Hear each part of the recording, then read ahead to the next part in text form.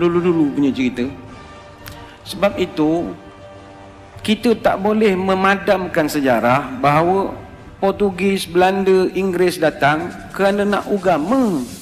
Itu sejarah. Tapi kenapa mereka gagal? Sebab orang tua-tua kita pertahankan, perjuangkan. Baik itu sekali lagi hadirin hadirat, kita kena terima kasih ke orang tua-tua kita dahulu. 24 Ogos tahun 1511, ketika Portugis masuk ke Melaka, dia jajah Melaka selama 130 tahun. Bukan sekejap, bukannya sebulan dua, bukan 5 tahun, 130 tahun.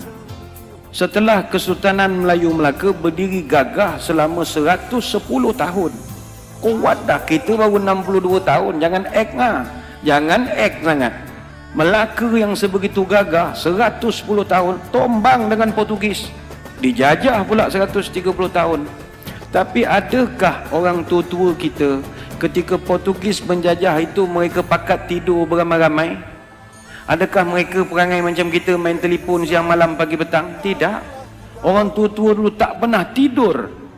Tahun 1521 kita ucap terima kasih saudara-saudara kita dari utara Sumatera Utara, khususnya di Aceh, yang bertali arus membantu menyerang Portugis daripada Aceh. Tahun 1521 Sultan Ali Muhayyad Shah, Sultan Aceh pertama, dia serang Melaka.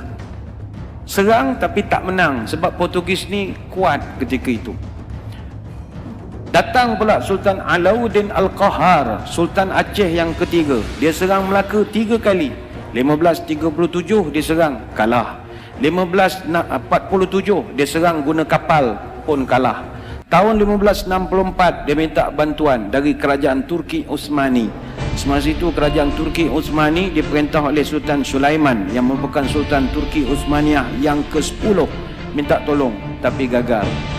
Adakah Portugis terlampau kuat? Tidak juga. Portugis tak kuat, tapi di kalangan orang Melaka ketika itu seronok kerja dengan Portugis. Jadi dia orang dah dapat gaji, ada allowance, ada pangkat, ada apa. Dia orang pula mempertahankan Portugis yang malam pagi petang.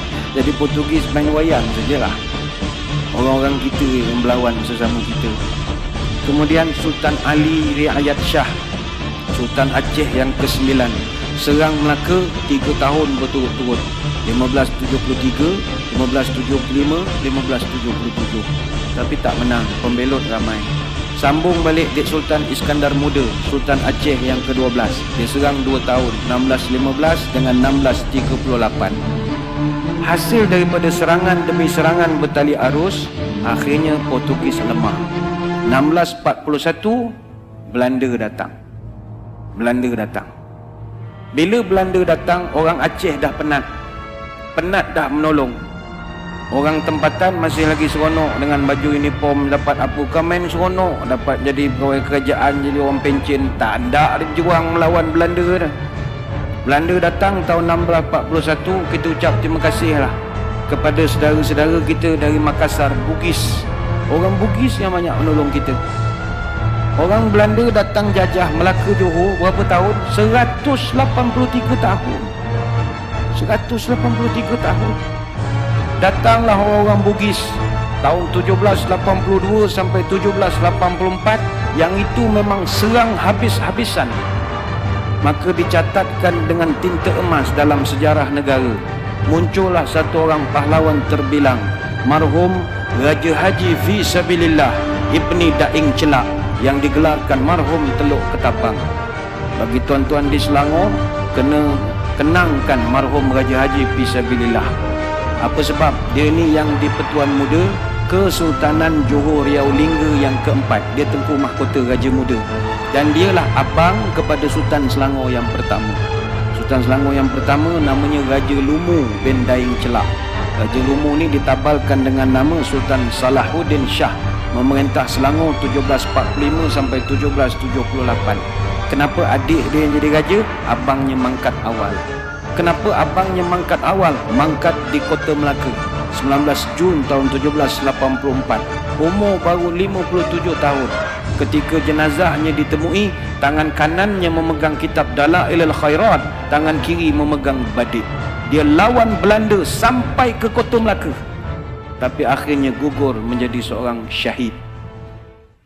Kenapa mereka ni berjuang berhabis-habisan?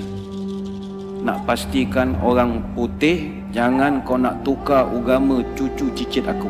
Itu aja. Itu dia dari Makassar, apa kena-mengena dengan Melaka? Ukhuwah Islamiyah.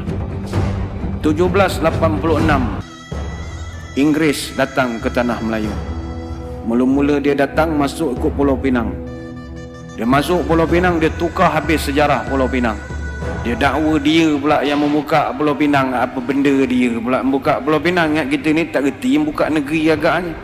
Maka terpadamlah sampai sekarang sejarah sebenar pembuka awal Pulau Pinang tahun 1730. Siapa yang buka Pulau Pinang tahun 1730? Datuk Jenatun. Datuk Jenatun ni atau nama sebenarnya Jenan bin Rajo Labu bin Rajo Gandam bin Rajo Manguyang, dari Gunung Sahilan bin Rajo Kuoso bin Rajo Bakilap Alam Bertegak Gelar Tungku Bagaiwang yang pertama, Raja Alam Minangkabau. Mak dia putih sangat Indo dunia. Orang Pagaruyuang, orang Sumatera yang membuka Pulau Pinang. Tapi sejarah itu dipadamkan dengan kemasukan Inggris.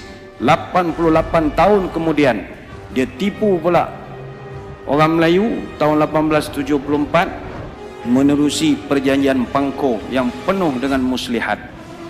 Akhirnya orang putih jajah negara kita berapa tahun? Bukan 10 tahun, 117 tahun. Tapi adakah nenek moyang kita tidur? Tidak. Bangkit satu persatu, Dol Said, Rentap, Mat Saleh, Maharaja Lela, Tok Bahaman, Tok Janggut, Haji Abdul Rahman Limbung, dan senarai itu begitu panjang sekali. Apa rasional mereka berjuang? Allah. Sebab itu orang tua-tua wujudkan satu perkataan namanya merdeka. Merdeka ini simbolik daripada huruf mim, ra, dal, ya, kaf, alif. Merdeka. Mengikut Rasul dan yakin kepada Allah. Itulah merdeka. Mereka tahu mereka takkan dapat menengok hasil. Tapi kalau mereka tak berbuat sesuatu, malam ini mustahil boleh azan 5 kali sehari di bumi Selangor Darul Ihsan. Mereka berjuang siang dan malam. Sebab itu hadirin hadirat yang dirahmati Allah sekalian, perjuangan orang tua-tua ni kita kena terima kasih. Mereka berjuang lagi dan lagi dan lagi dan lagi dan lagi dan lagi dan lagi dan lagi dan lagi sampai kita tidak ada lagi. Adapun anak cucu dia, apa perjuangan dia untuk agama dan tanah air? Yilek. Tak ada. Yang dia fikir perut dia, anak-anak dia, dan main handphone siang malam. Itu sajalah kerja. Tak ada. Ni bukan orang sini, ni orang Kuantan. Orang sini semua bagus. Sini semua fikir masalah umat semua. Kang keluar video marah pula orang Kuantan. Orang Afrika. Kang kena gam pula Kuantan kang. Orang Afrika. Maka sewajarnya sebab kita sebagai generasi selepas merdeka, hayatilah semangat pengorbanan ini. Habis nak korban apa lagi Ustaz? Semua dah okey, saya kerja pun dah pencen, anak pun dah kerja, masuk universiti, nak berjuang apa? Marilah kita pertahankan kemerdekaan ini, khususnya mempertahankan kesucian akidah ahli sunnah wal jamaah. Sekarang ini zaman cabaran kita gugat akidah. Itu lain. Kalau dulu orang nak cabut akidah, kalau sekarang ini dia goyangkan akidah. Inilah perkara yang pernah disebut oleh baginda Nabi SAW. Badiru bi'amal fitanan kaqita'il lail muslim.